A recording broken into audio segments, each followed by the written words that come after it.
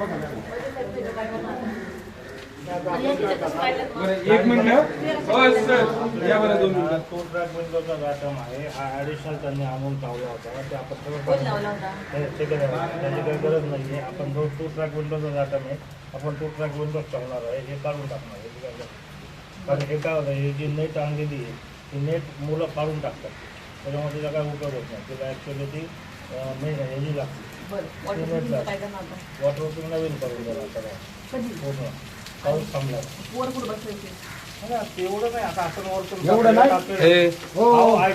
ऐकून घ्या साहेब एवढं नाही काय ताडपत्री काढा पोरं कुठं बसवायची आमची सांगा. आता काही ठिकाणी ऑलरेडी पाणी गेले 8 लाखाचं परत करायचं म्हणजे करून घेऊ तिच्यातले पैसे घाला आता आपण त्याला प्लास्टिकचा कागद टाकलेला आहे त्याच्यामुळे गळायचा प्रश्न येणार नाही.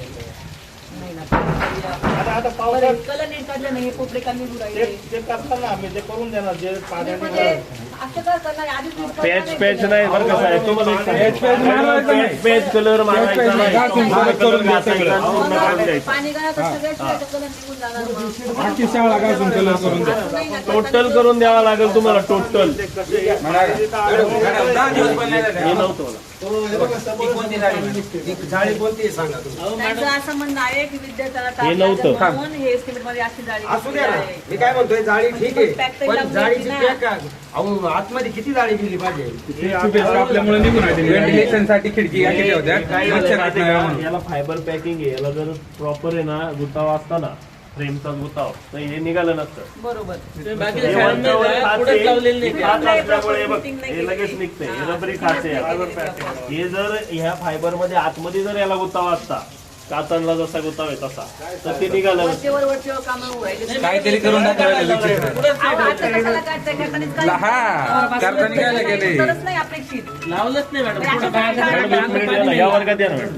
लावलंच नाही मला विषय कळलाय आता मेन म्हणजे तुम्ही आता कधी बंद करणार आहे आता पाऊस उघडलाच मॅडम आम्हाला थोडं वेळ द्या आम्ही आता हे थांबवतो कागद बिगद लावून थांबवतो. प्रत्येक शाळेमध्ये काही ना काही तक्रार येऊ राहिली एवढी मोठी शाळा आहे तर वॉटरप्रूफच मेन काम केलंय आणि असं असताना शाळा एवढी मोठी गळते तर पोरांनी बसायचं कुठं.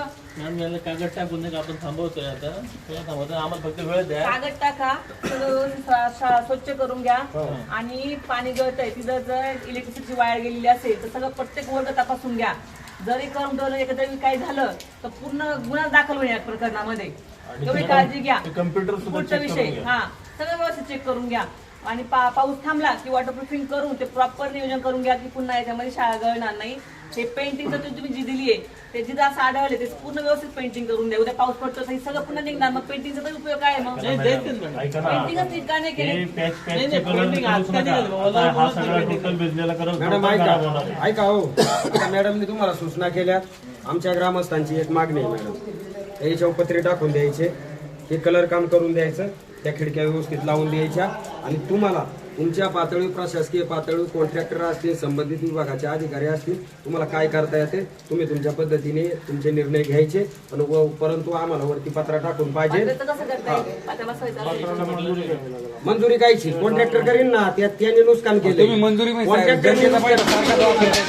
ऐका तुम्ही बोलू नका राव साहेब कॉन्ट्रॅक्टरला बोलू द्या त्यांची चुकी आहे त्यांना मान्य करू द्या तोटा त्यांचा होऊ द्या वरती पत्रे पाहिजे ना आम्हाला. ऐका आता वॉटरप्रूफिंगचं पूर्ण होईपर्यंत हे ताडपट्टी जी तुम्ही टाकली ती व्यवस्थित टाका अशी टाका की पाणी गळणार नाही.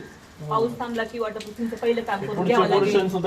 विषय पत्र्यांचा परदेशी साहेब पत्र्यांचं म्हणता येतं तसं नियोजन करण्यासाठी तुम्ही प्रस्ताव तयार करा जिल्हा परिषदला पाठवून द्या प्रस्ताव आणि मंजूर करून घ्यावा लागेल.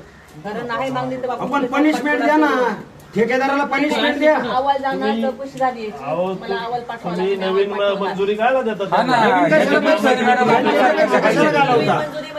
नवीन पैसा नाही नवीन पैसा नवीन मंजुरी म्हणजे नवीनच पैसे आले ना.